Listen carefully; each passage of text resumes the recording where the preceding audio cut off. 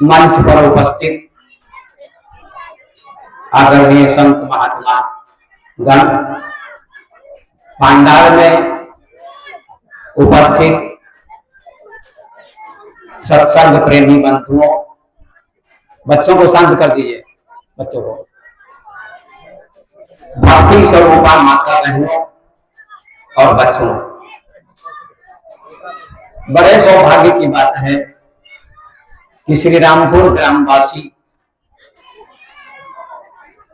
लोगों ने 2 दिवसीय सत्संग का आयोजन किया है। रात से ही सत्संग का कार्यक्रम चल रहा है और आज समापन की ओर है। आइए, भारत में 2 प्रकार की विचारधारा चलती रही है। 2 प्रकार के संत महात्मा विद्वान दार्शनिक की धारा चल रही है। एक का नाम है आदर्शवाद, एक का नाम है यथार्थवाद। आदर्शवाद का मतलब होता है समाज के अनुसार बोलना, समाज को खुश करना, चमत्कार की बात करना, इसका नाम है आदर्शवाद। बढ़ा चढ़ा के बोलना, इसका नाम है आदर्शवाद। और यथार्थवाद दूसरा वाद है। इसका अर्थ है कि समाज को यथार्थ सत्य का उपदेश करना, कोई ढोंग पाखंड की बात नहीं करना, सत्य का मार्ग बताना, ज्ञान का मार्ग बताना, जिससे लोगों की आंखें खुल सके। तो कबीर साहब यथार्थवादी संत थे। हमारे भारत में अनेक महापुरुष हुए, बुद्ध हुए, महावीर हुए, शंकराचार्य हुए, विवेकानंद हुए, कपिल हुए, कणाद हुए, पतंजलि हुए, गोरख हुए, अनेक संत हुए। उसी कड़ी में कबीर साहब का भी पदार्पण हुआ। लेकिन कबीर साहब क्रांतिकारी संत थे, यथार्थवादी संत थे। उन्होंने समाज को खुश करने का प्रयास नहीं किया। उन्होंने समाज को सही दिशा निर्देश दिया। झूठ नहीं कहा, सत्य कहा। इसका मतलब कबीर साहब कहते हैं, साच कहो तो मारन धावे, झूठे जगपति आना। मैं सत्य कहता हूं तो लोग मारने दौड़ते हैं, झूठ कहता हूं तो लोग विश्वास करते हैं। ये जगत का नियम है। लेकिन मैं सत्य ही कहूंगा, झूठ नहीं कहूंगा। अब झूठ और सच क्या है, इसको भी समझना होगा। कबीर साहब कहते हैं, आत्मज्ञान के अलावा सब झूठ है। केवल आत्मज्ञान सत्य है, बाकी सब ज्ञान झूठ है। कैसे? चमत्कार झूठ है। बहुत सारे महात्मा चमत्कार दिखाते हैं, चमत्कार करते हैं।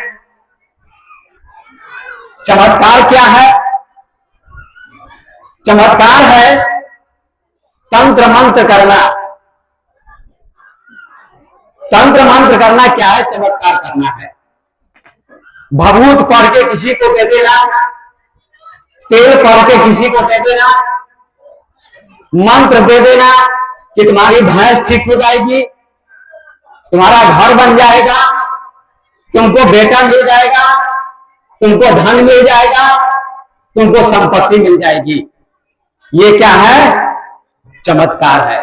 किसी को मिल भी जाता है संयोग से, लेकिन अगर बेटा मिल भी गया, संपत्ति मिल भी गई, पत्नी मिल भी गई, पैसा मिल भी गया, तो मरने के बाद पैसा नहीं जाएगा, संसार की वस्तु नहीं जाएगी, केवल गुरु का ज्ञान तुम्हारे साथ जाएगा। उस संपत्ति को इकट्ठा करो जो तुम्हारे साथ जा सके।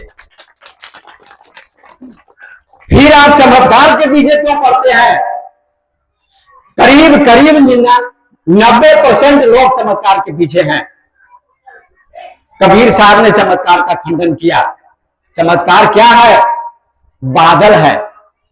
आप सभी जानते हैं बादल बनता है, वर्षा होती है, खेती होती है, लेकिन बादल बनता कहां से है? सूर्य से बनता है।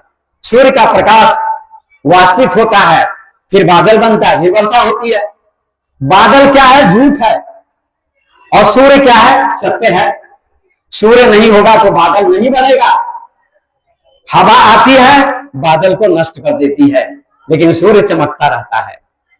चमत्कार भी बादल जैसा है और सत्य क्या है? सूर्य जैसा है, जो कभी नष्ट नहीं हो सकता है। सूर्य को बादल ढक सकता है, लेकिन नष्ट नहीं कर सकता है। उसका नाम सत्य है। सत्य क्या है? आग है। सत्य आग है। और चमत्कार क्या है? राख है। राख कहां से होती है?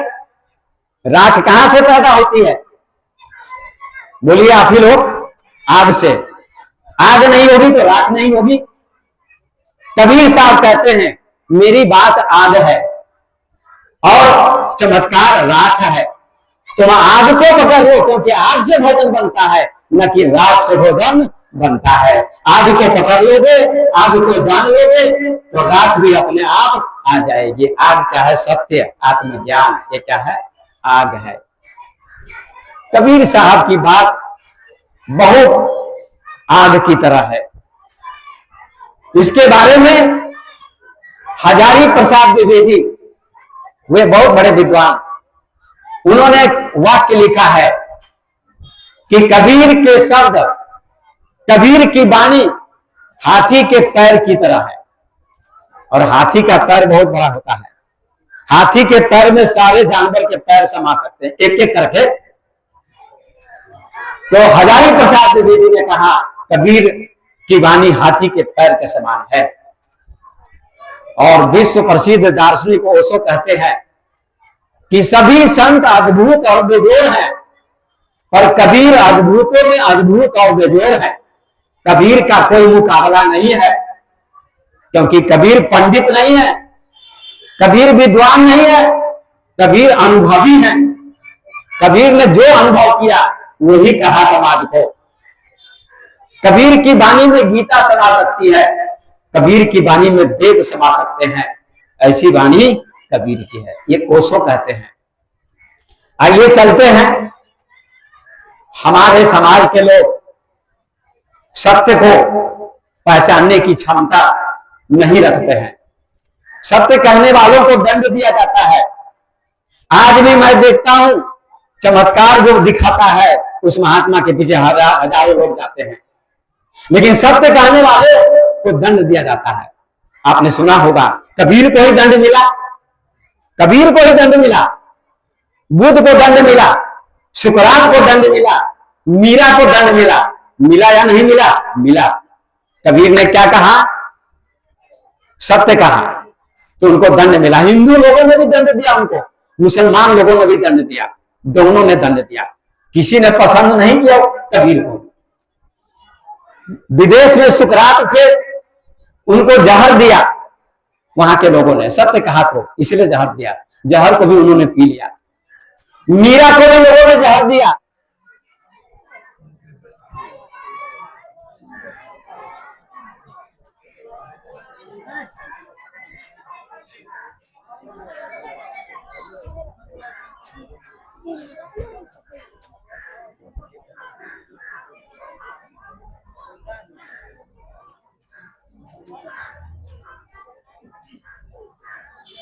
क्या होगा?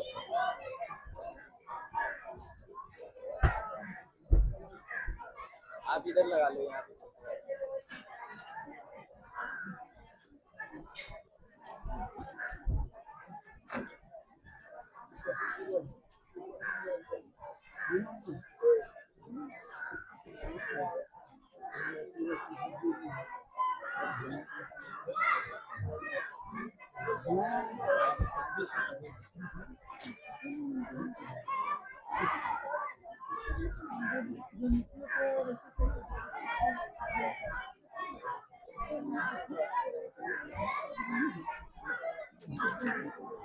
जनरेटर नहीं है।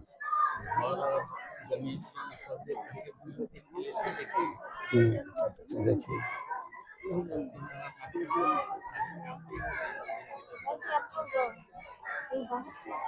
सीतामढ़ी से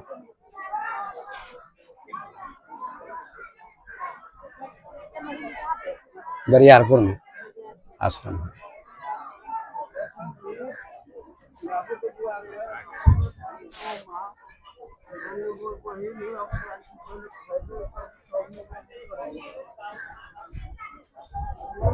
बोलिए सभी लोग जोर से जय घोष कीजिए, बोलिए सदगुरुदेव की। तो आइए समझते हैं। यूनान में सुकरात हुए, उनको भी दंड दिया लोगों ने। आपके भारत में मीराबाई हुई महिला जिसने कृष्ण की भक्ति की, उसका कोई दोष नहीं था, पर उसके घर के लोगों ने, समाज के लोगों ने उसको बड़ा दंड दिया कि तुम भक्ति मत करो, बाहर मत जाओ, सत्संग में मत जाओ। और मीरा जाती थी सत्संग में, किंतु मीरा को लोगों ने जहर दिया। लेकिन मीरा भक्ति करती रही, सत्संग करती रही, परमात्मा का ज्ञान प्राप्त करती रही।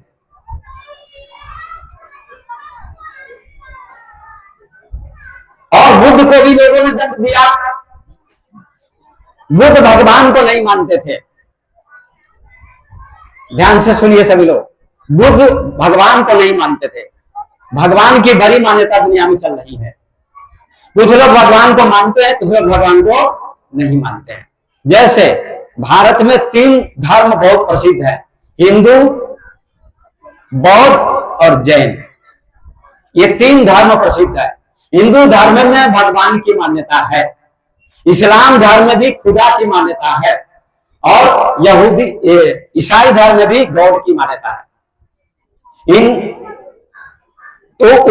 उन तीनों धर्मों में भी गॉड की मान्यता है, और भारत में केवल हिंदू में गॉड की मान्यता है, भगवान की मान्यता है।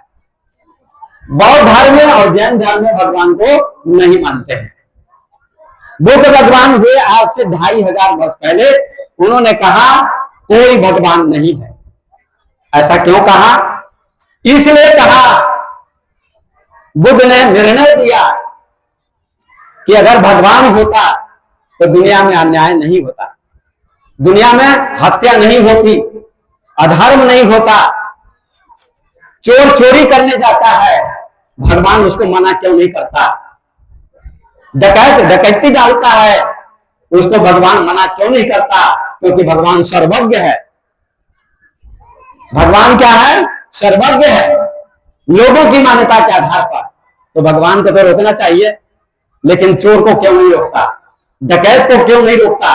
झूठ बोलने वाले को क्यों नहीं रोकता? दूध में पानी मिलाने वाले को क्यों नहीं रोकता? कितने लोग हैं जो दूध में पानी नहीं मिलाते हैं? जिनके पास भैंस है, गाय है, जरा हाथ उठाइए तो एक नहीं उठाती है, सरिता उठाया, ये नहीं मिलाती है। दूध में पानी अधिक लोग मिलाते हैं। तुलसीदास ने लिखा कि सिया राम में सब जग जानी, करो प्रणाम जो जो पानी। बहुत सुंदर चौपाई है ये। तुलसीदास कहते हैं सीता राम सभी में। सीता माने क्या? सीता माने आत्मा, या सीता माने शरीर को भी कह सकते हैं आप, क्योंकि सीता नाम प्रकृति का है और राम नाम ब्रह्म का है। ब्रह्म और शरीर, आपका शरीर है, आपके अंदर ब्रह्म भी है, आत्मा भी है, और सभी के अंदर आत्मा है और सभी के पास शरीर है, और सभी में अगर ब्रह्म का दर्शन कर लिया जाए तो क्या दूध में पानी पे मिलाएगा? नहीं मिलाएगा। सिए राम मैं सब जग जानी, करो प्रणाम जोड़ी जो पानी। दोनों हाथ जोड़ के प्रणाम करता हूं, तुलसीदास कहते हैं। यही बात उपनिषद में लिखा है, ईशावास्य उपनिषद है। मैंने उपनिषदों का अध्ययन, हजारों ग्रंथों का मैंने अध्ययन किया है, एक ग्रंथ का नहीं। मैं लेखक भी हूं, दार्शनिक भी हूं। यूट्यूब पर मेरा प्रवचन चल रहा है, 486 प्रवचन जा चुके हैं, आप लोग देख सकते हैं। ईशावास्य उपनिषद के ऋषि कहते हैं ईशावास्य मिदं सर्वम यत् किंच जगत्याम जगत् तेन त्यक्तेन भुंजता मार्गम। ईशावास्य के ऋषि कहते हैं ईश्वर जगत के कण कण में है। तो कण कण में न मान लीजिए तो कम से कम घट में तो मान लीजिए सब प्राणी के अंदर में परमात्मा समाया हुआ है, तो किसी से द्वेष करने की क्या जरूरत है, सब में भगवान है। ये तुलसीदास ने कहा। अब लोग क्या करते हैं, सिया राम हमें सब जग जानी, और 1 लीटर दूध में आधा लीटर पानी डालते हैं, नहीं डालते हैं? डालते हैं। हमको दूध मिलता है हमारे आश्रम में 1 लीटर, तो उसमें पानी नहीं डालता है, वो सही आदमी है। कोई कोई सही होता है, बहुत लोग पानी डालते हैं। कबीर साहब कहते हैं, भाइयों कबीरा आप ठगाइए और न ठगिए कोई, आप ठगे सुख होते और ठगे दुख होए। कबीर साहब कहते हैं दूसरों को ठगने की कोशिश मत करो, स्वयं ठगा जाओ तो ठगा जाओ, लेकिन दूसरों को ठगने का प्रयास मत करो। दूध में पानी मत मिलाओ, क्योंकि जिसको पानी मिला के दे रहे हो उसमें भी राम है, उसमें भी आत्मा है, उसमें भी परमात्मा है, इसलिए ठगने का प्रयास मत करो। ये सबसे बड़ा धर्म है। धर्म मंदिर में नहीं है, धर्म मस्जिद में नहीं है, धर्म गुरुद्वारे में नहीं है। धर्म का अर्थ तुलसीदास जी कहते हैं, परहित सरिस धर्म नहीं भाई, पर पीरासन नहीं अधमाई। परोपकार, दूसरों का हित करना सबसे बड़ा धर्म है, और दूसरों को सताना, दूसरों को दुख देना सबसे बड़ा पाप है या अधर्म है। तो कबीर साहब देखिए, बुद्ध भी ज्ञानी थे, शंकराचार्य भी ज्ञानी थे, विवेकानंद भी ज्ञानी थे, ओशो ज्ञानी थे, पतंजलि ज्ञानी थे, अष्टावक्र ज्ञानी थे, सभी ज्ञानी थे, सबका अपना अपना योगदान है। पर ओशो कहते हैं कि कबीर जनमानस के मसीहा हो गए। क्यों? बुद्ध को मानने वाले दार्शनिक लोग हैं। बुद्ध राजा के पुत्र थे, महावीर राजा के पुत्र थे, फिर कबीर झोपड़े में पैदा हुए और जनमानस के मसीहा बन गए, क्योंकि उन्होंने लोक भाषा में कहा लोगों को। आज भी कबीर की साखी, कबीर का पद एक न एक लोगों को याद रहता है, लेकिन संस्कृत का श्लोक बहुत कम लोगों को याद रहता है। वेद, उपनिषद, पुराण सब संस्कृत में लिखे गए हैं, लेकिन कबीर ने एक अनूठा काम किया कि हिंदी में कहा लोगों को, लोक भाषा में कहा, ताकि लोग समझ सके, अनपढ़ भी समझ सके मेरी बात को। इसलिए वे लोक भाषा के डिक्टेटर हो गए, जनमानस के मसीहा हो गए। कबीर साहब आज भी मसीहा है या नहीं है? बोलिए सदगुरुदेव की, प्रेम से बोलिए सदगुरुदेव की। तो आइए चलते हैं आगे। बुद्ध कहते भगवान नहीं है।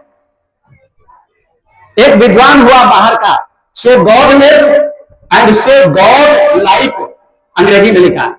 बुद्ध ईश्वर को नहीं मानते थे, लेकिन बुद्ध को ही लोगों ने ईश्वर माना, क्योंकि आदमी ही ईश्वर का अवतार है, हर व्यक्ति ईश्वर का अवतार है, ये बुद्ध कहते हैं। और यही बात कबीर कहते हैं, बाहर ईश्वर को ढूंढने की जरूरत नहीं है, हर आदमी भगवान है। मंदिर में मत जाओ, मस्जिद में मत जाओ, गुरुद्वारे में मत जाओ, आदमी के अंदर ढूंढो। मोको कहां ढूंढे बंदे, मैं तो तेरे पास में।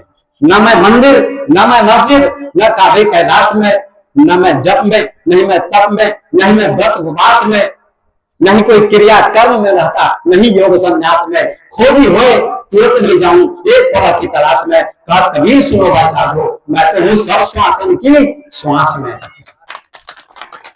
विश्वास में नहीं। कबीर कहते विश्वास मत करो, बुद्ध कहते विश्वास मत करो। विश्वास करने की जरूरत नहीं है। लोग कहते मानो तो देव नहीं तो पत्थर, कहते हैं ना, क्यों माता बहन कहती है ना, मानो तो देव नहीं तो पत्थर। तो मान लीजिए माइक आदमी हो गया, क्या हो जाएगा? मान लीजिए हारमोनियम आदमी हो गया, क्या हो जाएगा? मान लीजिए टेंट आदमी हो गया, तो क्या मानने से हो जाएगा? नहीं होगा। कबीर कहते मानो नहीं, जानो। जानना ही असली बात है, जानना असली बात है, लेकिन लोग मानते हैं। तुलसीदास भी तो एक कहते, कहां कहते मानने के लिए? सिया राम में सब जगह जानी, जानने के लिए कहते हैं। आपके हाथ में आंवला आ गया, आम आ गया, आप जान गए कि आम है, इसका नाम है जानना। समझ गए? इसका नाम क्या है? जानना। लेकिन उसके बाद एक और चीज है अनुभव। आम को खाइएगा नहीं तो मीठा नहीं लगेगा। जानने से भी ऊंचा अनुभव है। इसलिए जानो भी और अनुभव करो कि मैं आत्मा हूं। इससे ऊंचा ज्ञान कोई दुनिया में नहीं है। ये कबीर का ज्ञान है, ये कबीर का ज्ञान है।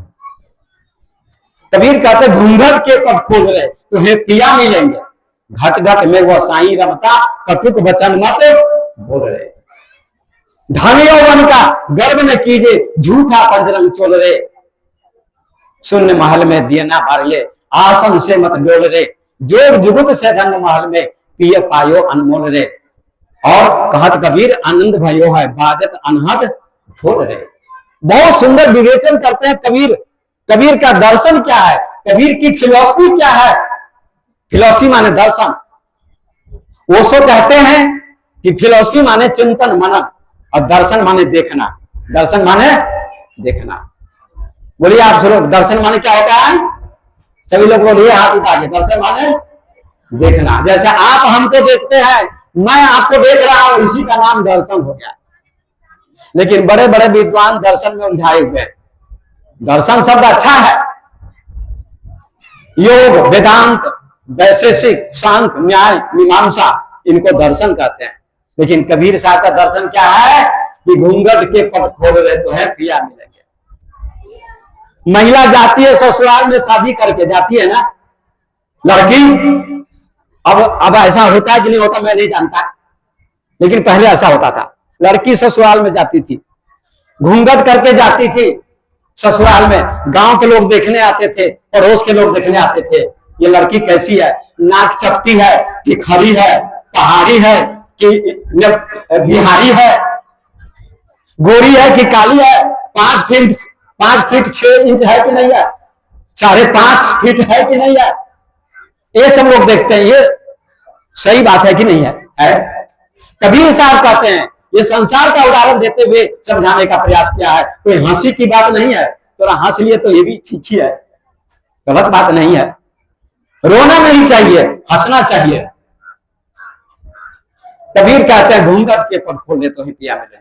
वही लड़की जब पति से मिलती है तो घूंघट हटा देती है, तभी पति से मिलन होगा। ठीक इसी प्रकार से कबीर साहब कौन पति से मिलने की बात करते हैं? कोई और बात ही नहीं है बाहर, न आकाश में, न धरती में, न पाताल में, न स्वर्ग में, न वैकुंठ में, कहीं भी परमात्मा नहीं मिलेगा। कबीर साहब का हम मिलने की बात करते। कोई प्रश्न करेगा कि आप ही तो कहते परमात्मा है ही, तो फिर मिलने की बात क्यों करते हैं आप? घूंघट के पट खोल रहे तो हे पिया मिलेंगे, या मिलने की बात करते हैं कबीर। लेकिन फिर कबीर उत्तर देते दूसरी पंक्ति में, घट घट में वह साईं रमता, कटुक वचन मत बोल रे। एक दिन तौलिया मेरे कंधे पर था आश्रम में, और मैं तौलिए को ढूंढ रहा था। तो इस सुजीत जो मेरा चेला बैठा है, इसने कहा गुरुजी, अरे तौलिया तो आपके कंधे पर, आप कहां ढूंढ रहे हैं? तो मैंने देखा तौलिया को, तो देख कंधे पर था, कहीं खोया नहीं था। अरे कहां खोया? कहीं नहीं है ही, पर मैं भूल गया था। पाया कहे सो बाबरा, खोया कहे से पूर, पाया खोया कुछ नहीं, ज्यों का त्यों भरपूर। परमात्मा न मिलता है न खोया हुआ है, वो जो हमारे घर के अंदर विराजमान है, उसका नाम परमात्मा है। जिससे आंखें देखती हैं, कान सुनते हैं, हाथ काम करते हैं, पैर चलते हैं, मुंह बोलता है, नाक सूंघती है, सारी इंद्रियां काम करती हैं, उसी का नाम आत्मा है। ये उपनिषद में लिखा है। वही चेतना है आत्मा। घूंघट के पट खोल रहे तो पिया मिलेंगे, घट घट में वो साईं रमता, कटुक वचन मत बोल रहे। मिलने का बात की बात नहीं है ही वो, पर्दा पड़ा हुआ है। जमीन में पानी है कि नहीं? बोलिए आप लोग, जमीन में पानी है ना? पानी कैसे निकलता है? खुदाई की जाती है, ये नलका लगाते, नल कल जिसको बोलते बोटिंग, पहले खुदाई करता है मिस्त्री।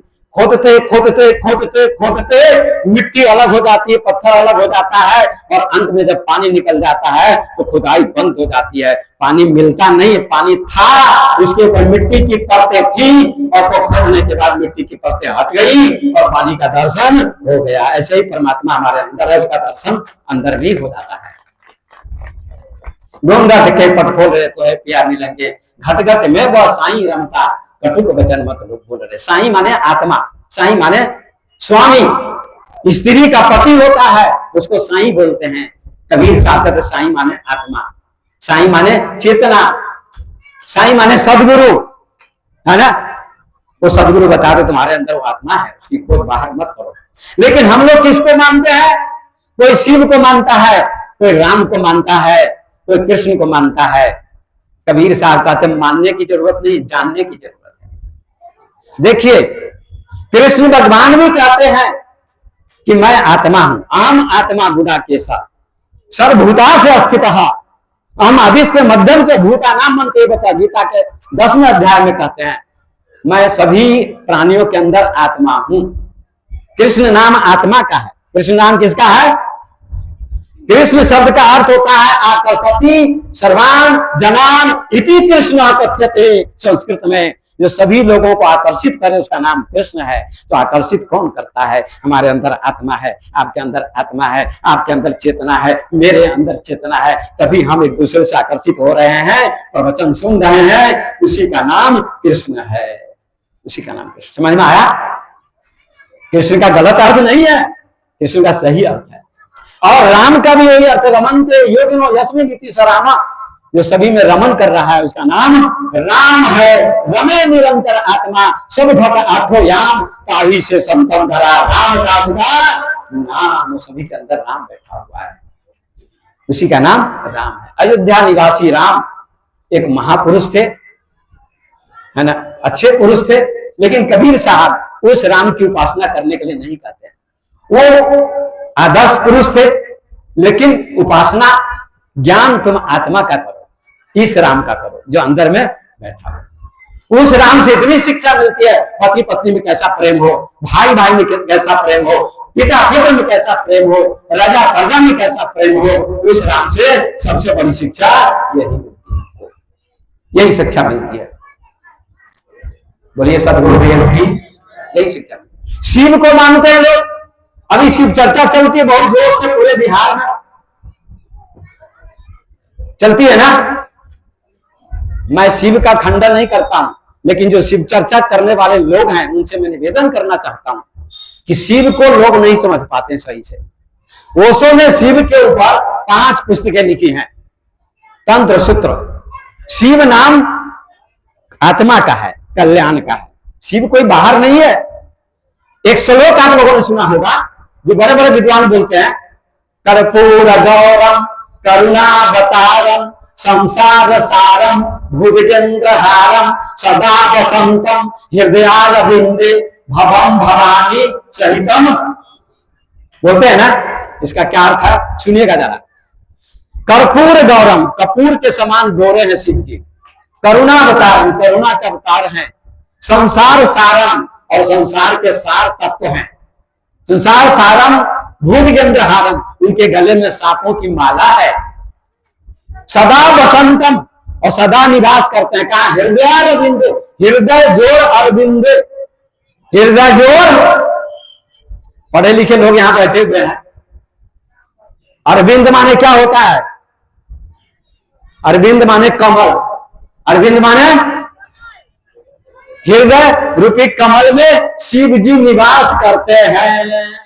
शिव माने आत्मा, शिव माने चेतना, शिव माने परमात्मा।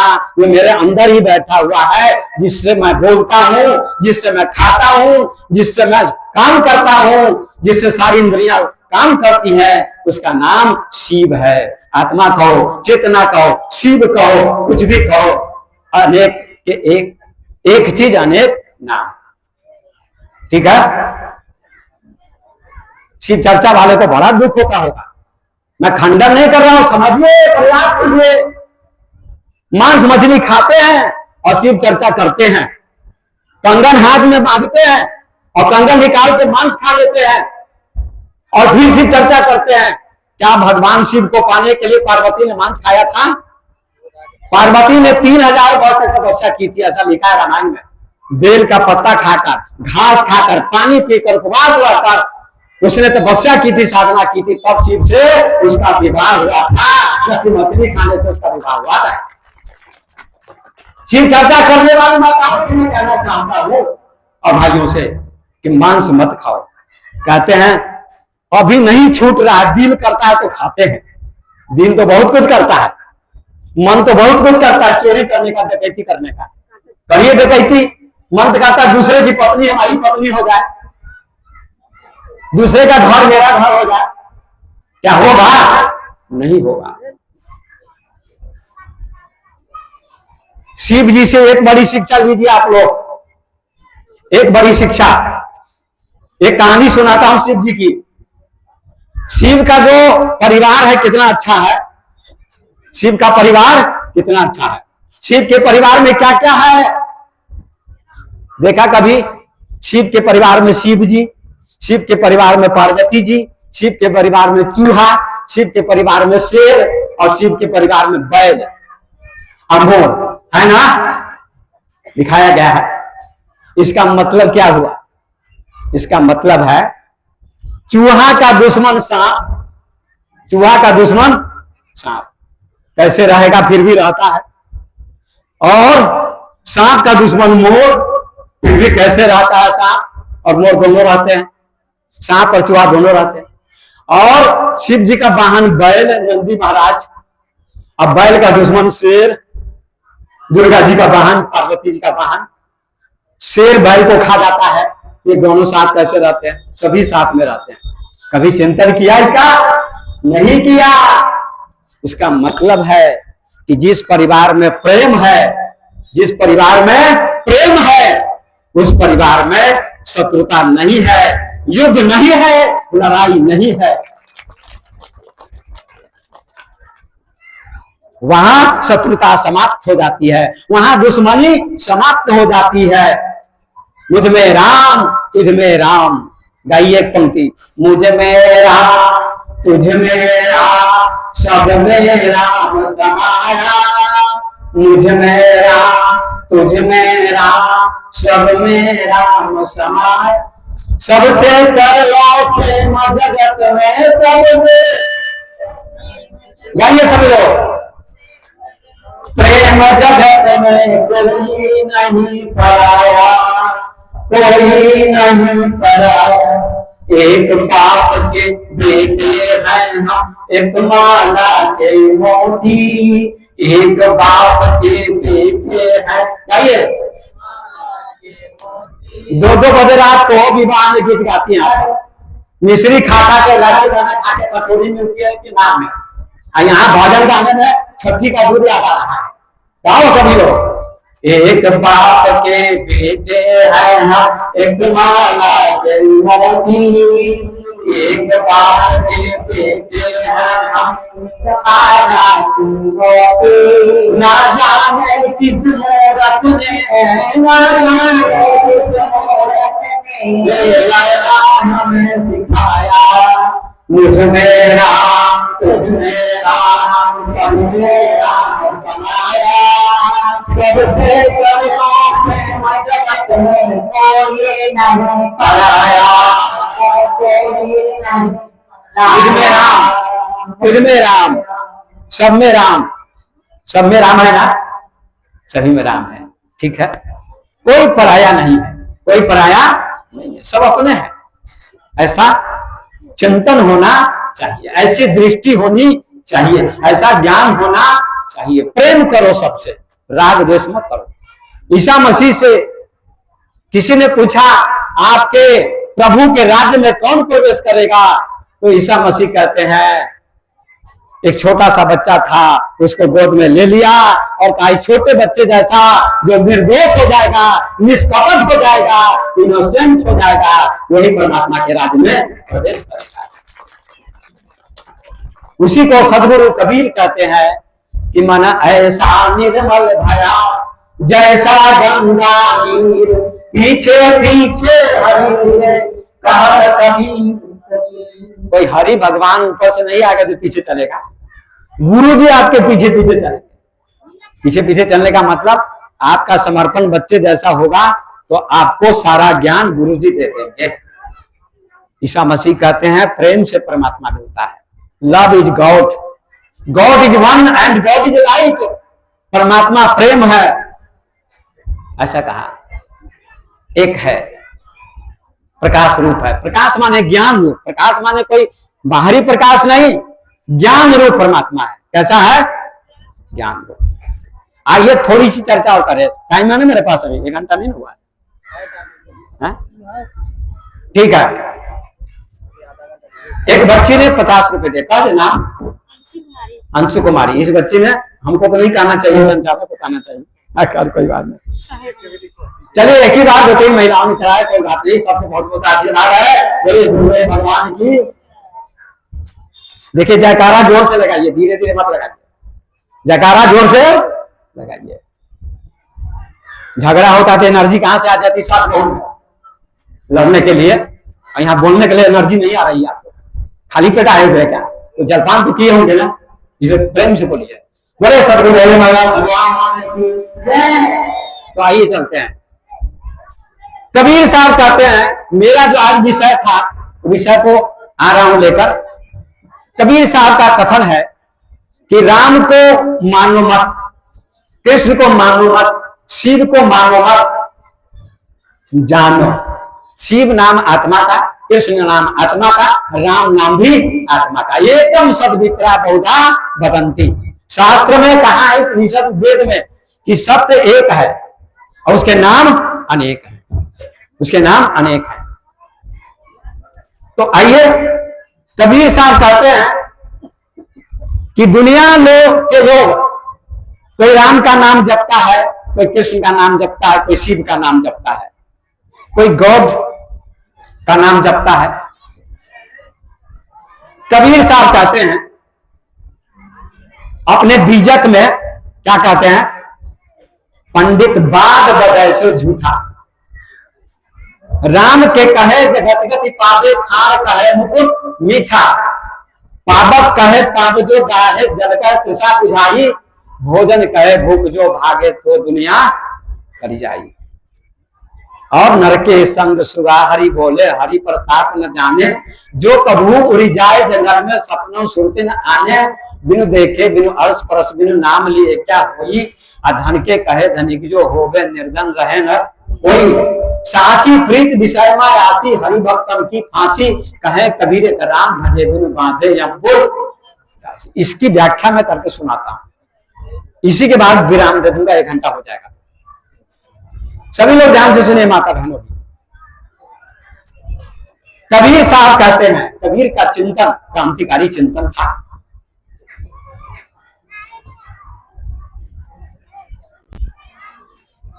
कबीर साहब कहते, बीजक में उनका ग्रंथ है कि राम राम कहने से मुक्ति नहीं मिलेगी, पंडित बात बदय से झूठा। कबीर का शास्त्रार्थ हुआ कहां? काशी में, जहां बड़े बड़े पंडित थे। कबीर तो पढ़े लिखे नहीं थे, अनुभवी थे, तो कबीर से शास्त्रार्थ होता पंडित का। पंडित लोग कहते हैं आदमी विद्वान, पंडित माने विद्वान, पंडित माने विद्वान। विद्वान और ज्ञानी में अंतर होता है। विद्वान शास्त्र का ज्ञाता होता है और ज्ञानी अनुभवी होता है, चाहे विद्वान हो या ना हो। कबीर विद्वान नहीं थे, नानक विद्वान नहीं थे, है ना, मीरा विद्वान नहीं थी, ईसा मसीह विद्वान नहीं थे, लेकिन सभी अनुभवी, अनुभव था आत्मा का, चेतना का। कबीर साहब क्या कहते हैं? पंडित बात बदय सो झूठा। आप जो कहते हैं कि राम का नाम जपो, ये झूठ बात है, इससे मुक्ति मिलने वाली नहीं है। पंडित बात बदय सो झूठा।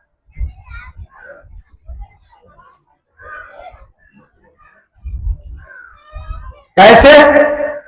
उदाहरण देते हैं। कबीर की बात का खंडन वैज्ञानिक भी नहीं कर सकते हैं। कबीर की प्रशंसा विश्व प्रसिद्ध दार्शनिक ओशो बार बार करते हैं कि कबीर अनूठे हैं, झूठे जरा नहीं। तो कबीर के बारे में बहुत सारे विद्वानों ने कहा है। आइए, ये पंक्ति कहती है, पंडित बात बदय से झूठा। पंडित आप लोग जो बोलते हैं झूठ बोलते हैं। राम राम जपने से मुक्ति नहीं मिलेगी, और शिव शिव जपने से भी मुक्ति नहीं मिलेगी, और कृष्ण कृष्ण जपने से भी मुक्ति नहीं मिलेगी। इसका यही अर्थ हुआ। इस बात को सुनकर कुछ लोग दुखी हो जाएंगे। ये मैं नहीं कहता हूं, कबीर की वाणियां, मेरा दोष मत दीजिए। लड़ना हो तो कबीर से लड़ो, लेकिन कबीर तो अभी शरीर से नहीं, मैं उत्तर देता हूं, कबीर का प्रतिनिधि बनकर मैं उत्तर देता हूं कि उन्होंने जो कुछ भी कहा है सत्य कहा है, गलत कुछ भी नहीं कहा। इसका अर्थ सुनिएगा तो समझ में बात आएगी। क्या उदाहरण देते हैं? पंडित बात बते से झूठा, राम के कहे जगत के पापे, खार कहे मुख मीठा। खार माने समझते हैं आप लोग, चीनी को कहते हैं, नहीं, चीनी और खांड में अंतर होता है। उत्तर प्रदेश में खांड होती है, उसको बूरा भी कहते हैं। जब बूरा कहते हैं, क्या कहते हैं? बूरा, लाल लाल होता है, उसके लोग खाते हैं। शक्कर भी अलग होती है, चीनी अलग होती है, क्वालिटी सबकी अलग अलग है, समझे कि नहीं? चलिए मान लीजिए चीनी, मान लीजिए समझने के लिए, ताकि समझ में आ जाए बात। चीनी चीनी कहने से मुंह मीठा होगा? बोलिए, नहीं होगा। पावक है, पंडित बात बड़े से झूठा, राम के कहे जगत के पापे, खार कहे मुख मीठा। मीठा मीठा कहने से, रसगुल्ला रसगुल्ला कहने से, बर्फी बर्फी कहने से मुंह मीठा होगा? नहीं होगा। आप लोग जवाब दीजिए, ऐसे या नो, होगा? नहीं होगा। अब आगे क्या कहते हैं? पावक कहे पांव जो डाहे, आग आग कहने से पैर जल जाएगा? नहीं। भोजन बनेगा? नहीं, गैस सिलेंडर जलाना पड़ता है। अब तो गैस सिलेंडर भी नहीं मिल रहा है। Iran, Iraq, Iran, America, Israel सब में युद्ध चल रहा है और गैस सिलेंडर भी नहीं मिल रहा, तेल भी नहीं मिल रहा है गाड़ी में डालने के लिए। इतनी दिक्कत हो रही है गैस सिलेंडर के लिए, लगता है वही युग आएगा, चूल्हा फूकते रहो, है ना, बैलगाड़ी पर चलो, यात्रा करो। नरसंहार हो रहा है। ये राष्ट्रपति प्रधानमंत्री सब लड़ते हैं, क्या इनको ज्ञान है अध्यात्म का? नहीं है। कबीर कहते करही लड़ाई मति के मंदा, ये अतीत के तरकस बंदा। उन्होंने कहा मति मंद लोग लड़ते हैं, ज्ञानी लोग नहीं लड़ते। बुद्ध नहीं लड़े, कबीर नहीं लड़े, ईसा मसीह नहीं लड़े, सुकरात नहीं लड़े, कबीर नहीं लड़े, नानक नहीं लड़े, शंकराचार्य नहीं लड़े, विवेकानंद नहीं लड़े, ओशो नहीं लड़े। सब महापुरुषों ने प्रेम का संदेश दिया, जोड़ने का संदेश दिया। सभी एक हैं, सभी एक हैं। ओशो ने तो यहां तक कहा कि राष्ट्र एक होना चाहिए दुनिया में, अनेक है इसलिए युद्ध हो रहा है। तो ये राष्ट्रपति प्रधानमंत्री भी लड़ रहे हैं, लड़वा रहे हैं, और जनता मर रही है, सेना मर रही है। कबीर कहते करें लड़ाई मति के मंदा, ये अतीत के तरकस बंदा। मतिमंद लोग लड़ते हैं, कबीर कहते हैं लड़ने की जरूरत नहीं है, प्रेम करने की जरूरत है, मगर लोग लड़ते हैं। पावक कहे पांव जो डाहे, आग आग कहने से भोजन नहीं बनेगा, पैर नहीं जलेगा। इसका मतलब क्या कहना चाहते हैं कबीर साहब? दो प्रकार का ज्ञान होता है विज्ञान में, साइंस में, प्रैक्टिकल और थ्योरी। प्रैक्टिकल और थ्योरी। प्रैक्टिकल ज्ञान क्या है? प्रयोग वाला ज्ञान। जैसे पानी पिएंगे तो प्यास मिटेगी, भोजन करेंगे तो भूख मिटेगी, है ना। आग जलाएंगे तो भोजन बनेगा, आग आग कहने से नहीं भोजन बनेगा, भोजन भोजन कहने से भूख नहीं मिटेगी, पानी पानी कहने से प्यास नहीं मिटेगी, चीनी चीनी कहने से मुंह मीठा नहीं होगा। ये थ्योरी ज्ञान है, चीनी चीनी कहना, मीठा मीठा कहना।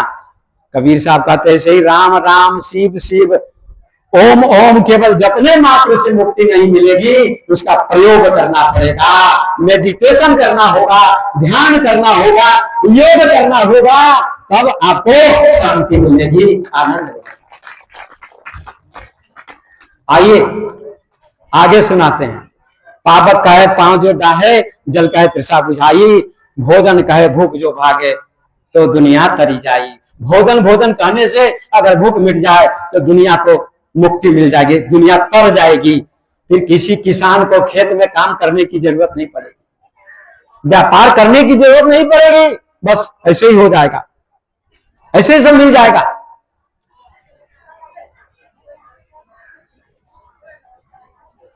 लेकिन ऐसा होता नहीं है। पावक कहे पांव जो डाहे, जल कहे तृषा बुझाई, भोजन कहे भूख जो भागे तो दुनिया कर जाई, नर के संग सुगा हरि बोले, हरि प्रताप न जाने।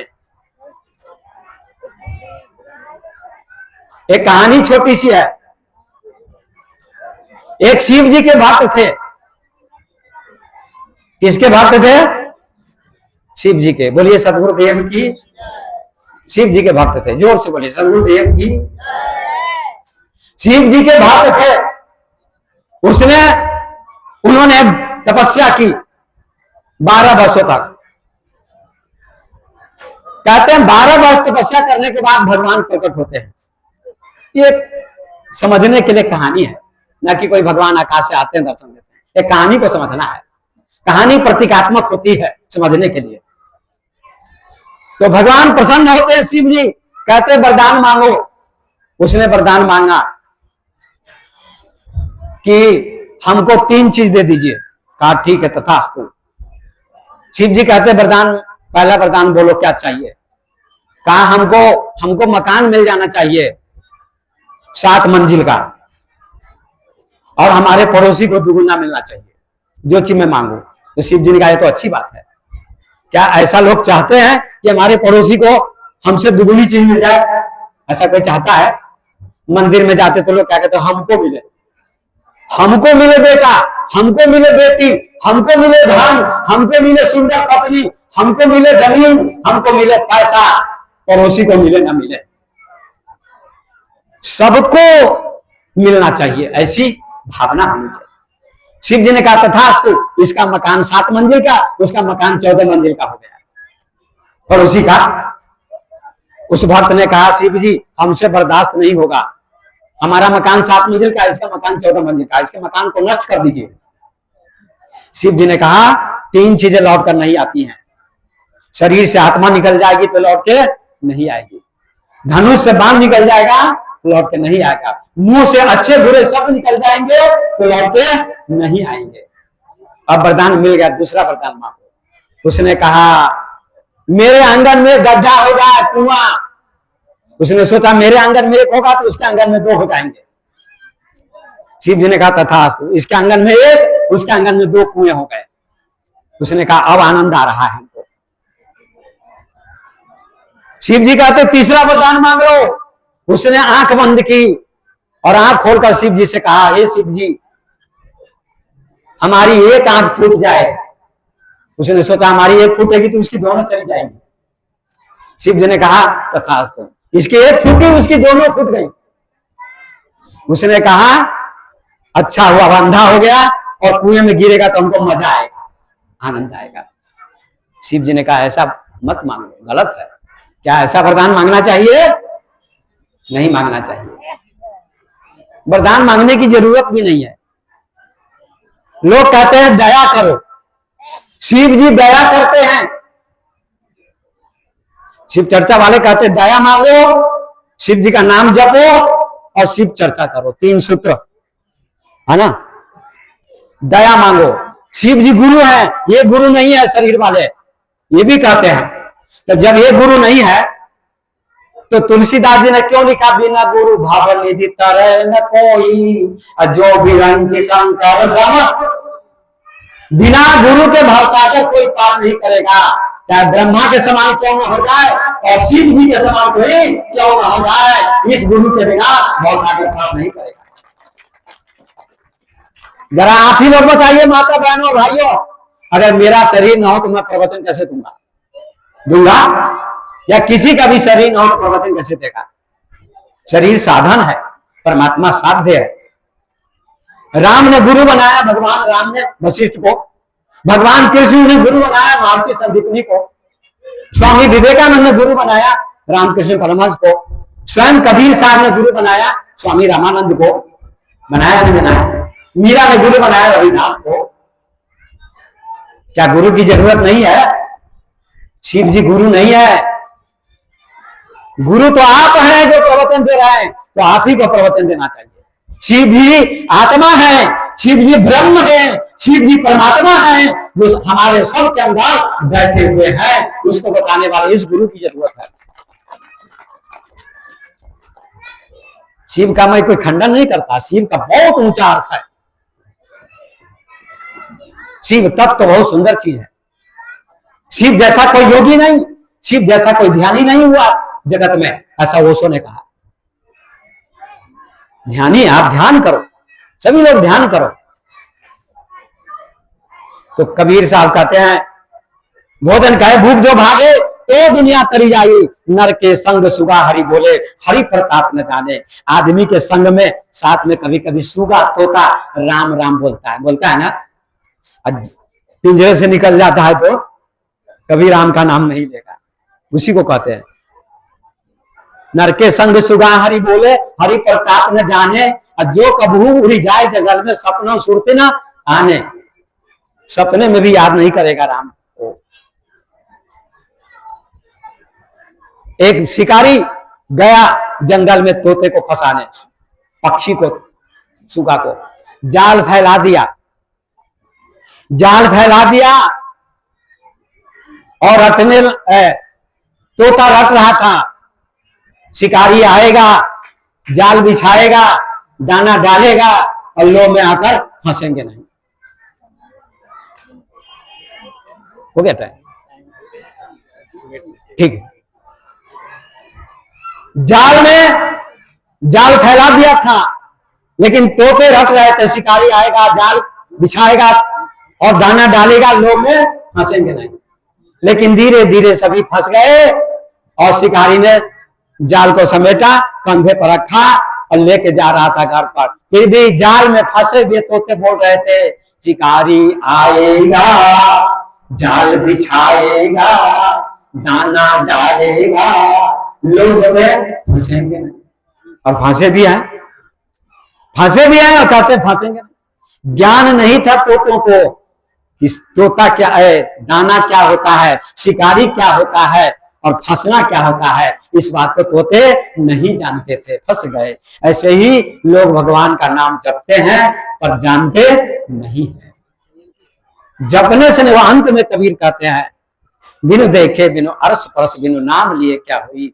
बिना देखे नाम लेने से कोई फायदा नहीं।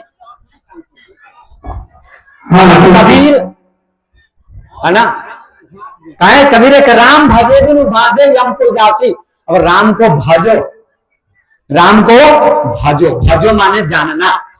राम को जानने की जरूरत है, राम को पहचानने की जरूरत है, ध्यान करने की जरूरत है, योग करने की जरूरत है, मेडिटेशन करने की जरूरत है।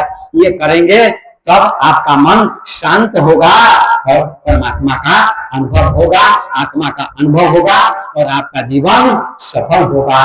तो कबीर साहब कहते हैं, राम को जानने की जरूरत है, राम को कहने की जरूरत नहीं है, जानने की जरूरत है। जानो तो तुम्हारा कल्याण होगा। तो मैं अपनी